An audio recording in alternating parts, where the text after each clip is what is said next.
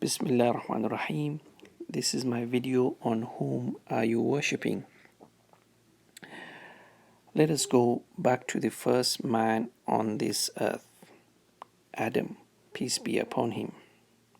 What was his idea of God? What was his concept of God, our creator? Who did he think about who God was? He knew who created him and he worshipped the same God.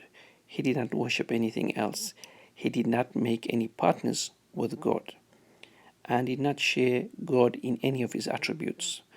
The Creator, the Supreme and the Mighty Being. In Arabic, we say Allah. So, who created Adam and who did he worship? He worshipped God alone and he knew that God created him. Were there any contradictions in his belief? It was very clear to him. He understood his Creator and he worshipped that same Creator. I want to ask you a question. What do you worship? Think about what you worship. Do you worship the one that created you? Today, man's ideas has somewhat moved away from the pure, unadulterated belief of monotheism.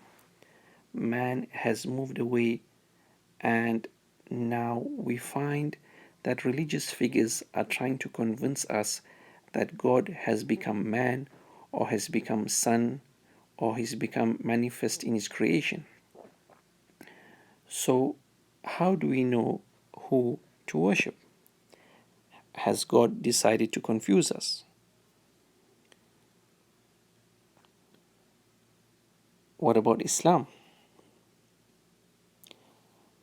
Islam today still insists on worshipping God as made clear to us by all of the prophets, following pure Islamic monotheism. What does this mean? In Islam, we worship the same God that was taught to us by all of the prophets. We understand who created us and we worship the same God. We do not share our worship with anything else except the one true God who created us. So worship is not to be directed to any false gods, because none has the right to be worshipped but the one true God. If we look at the Bible, in Isaiah chapter 44, verse number 6, it is said, I am the first and I am the last. Besides me there is no God. In the Quranic ayah, وَمَا أَرْسَلْنَا مِنْ قَبْلِكَ مِنْ رَسُولٍ إِلَّا نُوحِي إِلَيْهِ أَنَّهُ لَا إِلَهَ إِلَّا أَنَا فَاعْبُدُونَ. This means that Allah is saying, or God is saying, and we sent not before any messenger except that we reveal to him that there is no deity except me, so worship me. So in this surah, in the Quran, Al-Anbiya, chapter 21, verse number 25, God is saying that there is no other God and we should worship him alone. If you want to test your God, you can use this verse from the Quran, where God says, O people, an example is presented, so listen to it. Indeed, those you invoke besides Allah, indeed those that you call upon besides God, will never create even a tiny fly. Even if all of the false gods come together for that purpose, they will not be able to do it.